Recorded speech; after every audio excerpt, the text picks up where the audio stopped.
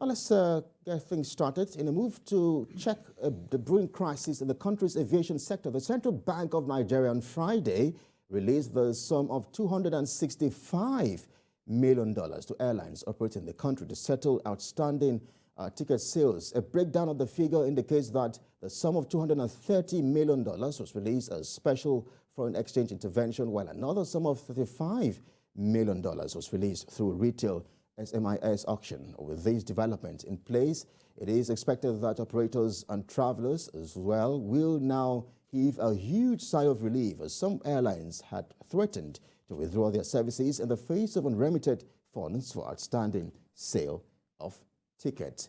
And joining us live here in the studios to make sense of all of the burning issues facing the Nigerian aviation industries and aviation analysts is also a member of the Aviation Safety Roundtable. In fact, he's actually the Assistant Secretary General of the Roundtable, Mr. Olumide Ohunayo. He joins me live on the program. Thank you so much for coming on the program this afternoon. Thank you for having me. Good afternoon. Yeah, so because you have been quoted as asking the federal government with the provisions of the bilateral air services agreement to do the needful over some weeks now. Has the federal government done the needful?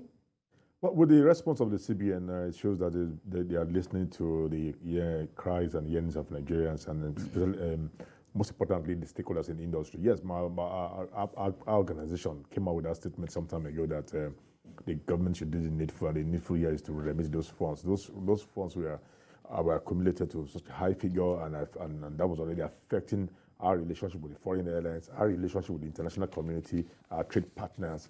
And the effect was going to come in later on, because you're going to have situations whereby when you go to lease aircraft, the prices will be high. When you want to insure aircraft, or even want to have some get spares for our airline, we'll be given stiff conditionalities because of our credit rating. So I'm happy that they have responded. What I didn't also understand, why did we wait until we got a black eye before responding? But thankfully, they have responded, and the airlines too have looked at the response, and I also responded with the amount with the class of fares that are now being released, and looking at returning back to flight and full schedule. Mm. So it's a release of $265 million to airline operators in the country. But the actual figure being owed is about $454 million. I think it's even more than that. I think that 450 has to do with the IATA registered airline, but they add other aviation industries by players together. The amount comes close to about 600 million. And this figure released is for international operations, not for the domestic carriers. So we also asked them to look into the problem of domestic carriers and see how they also can benefit from this official window exchange rate, so that they can get some of the operations back. Because at the moment, the capacity on the domestic route is reducing every day. And as they are reducing in flights, so also are reducing capacity, and the fares have also gone up. So we're asking that they should look into what they've done for the international airlines now. They should also look at the domestic airlines, where they can support their operations using the official window, and ensuring that there's no round tripping when this window is open for the local airlines. Yeah. Mr. Olumide, are you in any way concerned about the sustainability of this kind of development? Especially what it portends for our economy, and of course what it portends for travelers? We need to get ourselves away from the bad books of the international community. You see, the countries that are on this list are Lebanon, Venezuela, Zimbabwe, Iraq. Are these the kind of people who want to be on the same list? Sri Lanka? Are these the kind of people who want to be on the same list with? Well, you see, when you begin to appear on the list of people finding it difficult to remit foreign airline funds, then you put pressure on your credibility, you put pressure on your airline, you put pressure on every other person that wants to do business outside Nigeria with the international community. So we must align with the norms, because what the law says that after these airlines have paid their domestic charges, taxes to all the relevant agents within Nigeria, the remaining funds should be remitted at the rate of official exchange on that day, the rate of that exchange of that day of sale. So, but when you now accumulate and see they should people talking about them going to the black market, it's out of it. But now that they've started the process, we should also now look at how do we reduce this remittance. You can only reduce this remittance by also going back to that bastard. That bastard says reciprocity. That means you must reciprocate, you must fly. And the only way you can fly is when your own airline must participate. At the moment, we don't have any airline participating. We need to build capacity in our market. We need to build strong airlines to participate on the international route. Mm. Well, the suspension of Emirates Airlines, of course, is supposed to take effect on September 1. And we're just about 48 hours away or more from that suspension. I wonder exactly what that means for us. How much are we going to be losing to perhaps neighboring countries? We have started losing it because immediately the airlines increased the fares due to this problem that's on ground. When they increased their fares, Nigeria started going to Benin Republic, Ghana to fly. So the taxes on those tickets goes to the government of those countries and not to Nigeria anymore. So I think Emirates will sign the order now. Now that they've released part of the money to them, I expect them to sign that decision and return to the flight. They might not come on full schedule, but they just have to. They will return to flight and maybe build the schedules as they go, as time goes by. Because at this period, the traveling public has taken their mind off traveling due to the cost of airfares. Well, walk us through some of the conversations, perhaps at your level. What kind of conversations are ongoing? What kind of discussions and dialogue are perhaps ongoing as regards all of these issues, the suspension of Emirates Airlines? Are there some other airlines that have also threatened to suspend their services in the country as well? Well, apart from threatened services, there are some conditions now. Tickets are now, for those tickets originating from outside the country, the journeys originating. I understand the United Kingdom has... originating from outside the country, they don't accept Naira anymore for such tickets. You would have to pay in foreign currency for that. Even though the federal government had denied such? No, that's for, they're right, because if journeys originating from Nigeria, then they collect Naira. But if it's originating from outside the country, they collect it's within the rest of the airline to take that decision. But when you want to sell a Nigerian flyer ticket that originates from Nigeria, you would have to pay Naira, and that remains. The only thing that the government just reacted to through the House of Rep is for the airlines who were planning to sell for the business and first class in dollars, and the rep has said, no, stand that down until when we meet. But now that they have paid, I think we'll return back to status quo, and the Naira ticket will continue to be the main exchange rate here. How about conversations around the subsidy for jet A fuel? The industry has never come to agree on that. We will not want Jet A1 to join the subsidy we already have on the PMS. That would be more burden for Nigerians in general. What the industry has agreed on is that temporarily, maybe charges and taxes, but from both the fund, airport management and the port management can be suspended for this period whereby the fuel price is very high, so that will reduce the cost to the airlines. If that can be done, then we're also saying that look, there are some modular refineries in the country that are waiting for crude oil. Maybe you can give them this crude oil, and rather than wait for Dangote or the two government refineries that they said they're almost done. Let those modular refineries in the interim start refining aviation fuel to put into the market. And these are the things. These are the areas we are looking at. And the third one is providing some funds for the Nigerian airline through the official window too, so they can meet with the cost of operation. But definitely nobody's talking about subsidy for to put on the aviation fuel for now. I'm wondering also how inflation and perhaps costs will also affect the forecast of International Air Transport Association, the projections by ITA. I'm wondering just how the global inflation, I mean, it's not a Nigerian thing. Inflation all around the world. Yes, there's general inflation. You're right about general inflation. There's the Russian-Ukrainian war that also affected the cost of fuel. All this has put has shaded all the forecasting and about positivity in air travel this year. Yes, the passengers are willing to travel. We see that the demand was up in some of the Western countries. Again, there was also a capacity problem because some who had the passengers did not have capacity in terms of the crew available to operate such flights, and even some airports were not even willing to take extra passengers. This happened in Heathrow, where they asked some airlines to cut their schedule. So all of these crises that came up during this period would definitely have an effect on the overall outlook of what was expected for aviation contributing to to the GDP. You've read what has happened in Nigeria in the first 3 months of the year. Yes, I was just going to give that a mention, the fact that the contribution to the gross domestic product dropped. I mean, it's really very worrying for us as a nation. Yeah, remember that during this period, we have 2 airlines have come on ground, Aero and Dana. We've lost capacity on that. Another airline that was supposed to join the fray, the Nigerian Eagle, was at the last minute held down from flying. So, and for those available, due to the spiraling fall of the Naira, they've cut down on their wet lease aircrafts, and those aircrafts are parked. And also that has also reduced capacity. And when you reduce capacity and fares are increasing and passengers are not really buying the new fares, this is what happens to the GDP. Yes. Okay. So staying with the issue of perhaps the new airlines and new entrants, I understand there are about 11 new airlines or thereabouts. But considering, well, you may have to confirm that for us, but considering the situation around aviation fuel and the crisis and scarcity and all of that, I'm wondering perhaps, do you see a merger? Do you see a total collapse of these new entrants? Well, let's keep fingers crossed on the one they start flying, but it's very easy to get all the requisite papers and certifications to come and fly.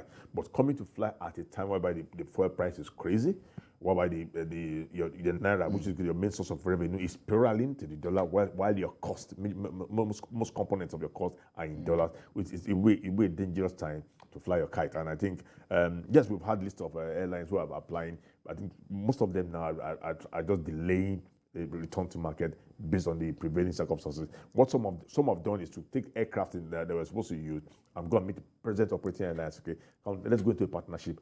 Can we lease this aircraft and do a joint partnership with this aircraft rather than starting on my own? But I think one of them is now encouraging Aero to return back to the skies with a provision of about 2 or 3 aircraft. But the new one we're expecting is one from the federal government in the Nigerian Air. Nigerian Air, or Nigerian Air anyway. You just call it Nigerian Air for the name it is. That aircraft, that airline is what we are waiting for. But again, we also have issues with this airline. It was supposed to come and generate employment for Nigerians. It's supposed to come and compete with international airlines and put Nigeria on the market. But what are we seeing now? They're coming to the industry with 3 wet list aircraft. Wet list, not owned. And when you wet list this aircraft, that means you're going to spend dollars on both getting the aircraft, paying the crew. That you are starting your expenses, your initial capital expenses are very, very high. Now, the primary objective of generating more employment is not there anymore now. The primary point of training industry professionals is not there anymore. So that's something we need. I would rather advise. So you don't seem too optimistic about that? No, I would rather advise the government to step down that airline and leave it for the incoming government to proceed with the airline. This is the last 8 years. We're barely 6 or 7 months away, and then all the hierarchy, the speed is coming up now to push this airline to force it down just because you have it as one of the roadmap. It's not compulsory. You must have it before we go. And I think it's better to just leave it as it is. See how you can develop and correct some of the anomalies within the sector before May 2023. I mean, I'll ask about your recommendations as regards some other issues, but we do have an election just a few months ahead. I mean, You are saying that this particular administration perhaps shouldn't go ahead with that, should hand it over to the next administration. But I'm wondering just how crucial that is. I mean, what if a different party takes over in 2023? How would we see continuity as regards some of this kind of visions? And if the different party takes over 2023 and now stops an airline that is 4 or 5 months old, what happens? All the liabilities will still fall on the government, because at the moment there are no investors coming in. All the startup funds have been used, presently produced by the federal government, and that's why we say do not add more to the public debt. Let that airline rest for the period until we have a new government. Moreover, it's going to be very difficult to attract investors at this moment when people are not sure what's going to happen, whether you're going to continue in government, whether the new government will not even follow your policy. So everyone will definitely want to wait for the new government. So it's better to just step that down, support the industry as it were, see how capacities can return. For the airline that was almost completing its process of certification, allow the airline to join it free, because the aircraft are already on ground here, not least owned. Lying on ground and wasted. So why are we going to start wasting money to go and bring wet lease aircraft when we have airlines that are ready to fly and the aircraft are on ground? And I'm talking about Nigerian Eagle here. Considering the issues around safety, because you belong to the Aviation Safety Roundtable, I'm wondering the kind of planes that we have, airlines that we have, the models of what we have. What's the state of our airlines on a general basis? I don't want you to add the issue of safety to what we have on ground. We've not had issues with our safety level for some time now. For some time, and whatever has come up, whether it is suspected, the regulators acted accordingly. Have done the needful in ensuring that those who have issues are rather grounded or asked to come and give some. Because there's a case in Port Harcourt, I think 2 days ago, where a plane couldn't land safely, had to fly back to Lagos. I'm not sure what the exact issues were, but... Well, I cannot recollect that story, but if it happens, it's a norm in the industry that if you get to your airport of destination and the weather is not good or the conditions within the airport cannot make it to land safely, you rather return to the airport you took off from, or you go to the nearest airport and land. So it's the norm in the industry, not within Nigeria alone. It's what's acceptable as return to your place of departure if you find difficulty in landing. So don't blow any alarm on the security or the safety right now. Safety is still intact. We have maintained it, sustained it over the years, and I think I give kudos to the regulator there. What we should be looking at that is security around the airports, security within the airports, based on the security realities we have within Nigeria. Those are the areas that we need to strengthen. We need to ensure that we do not have these people help them to breach our security apparatus, and most especially for the northern airports. And that's where our concentration is. For the safety, I don't think we have a problem as it were, irrespective of what we are going through financially. So we've witnessed insecurity across the country, from the northwest to the north central, northeast as well. There have been stories around insecurity. One may also wonder if this is so much of a burden for the aviation industry, considering the fact that people consider it safer to fly than to go by road. Security and aviation is part of Nigeria. So if there's security threats and security upheavals within Nigeria, of course the aviation industry will also have to prepare itself to mitigate such breaches, and that has been done. The closest they got to was somewhere at the Kaduna airport, whereby flights were suspended for some time, pending when they could clear the vicinities around the airport and ensure that aircraft could not land. Now aircraft are landing, so there's virtually no airport under the control of fund that aircraft don't land today. So and that has to do with the improvement on the security around the airport. Like I said, our safety has not been tampered with. We've tried to maintain it and not have an issue. And also the security has not been breached. Suffice for that attack on the staff quarters at the Kaduna airport. Outside that, the industry is working towards sustaining the safety and security of passengers, crew, and equipment. And that has been the norm. So I was actually referring to the fact that people cannot travel by, or do not like to travel by roads anymore because of stories around kidnapping and banditry. Yes. So I was wondering if that's so much of a burden for the aviation industry. We should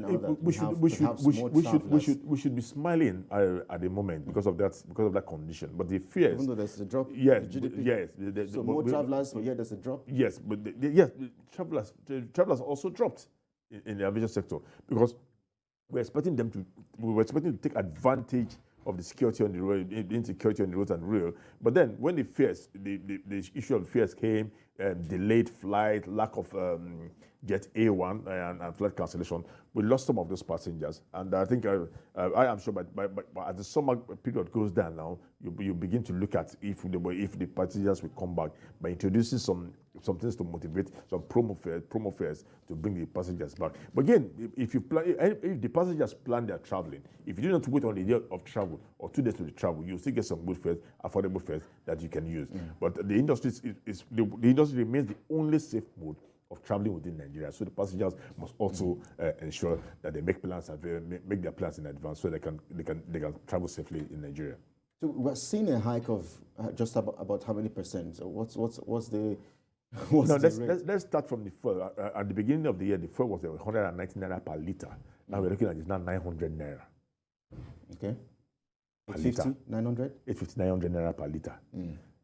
Now for the ticket fare, we started the year about 25,000 naira, 25,000 naira.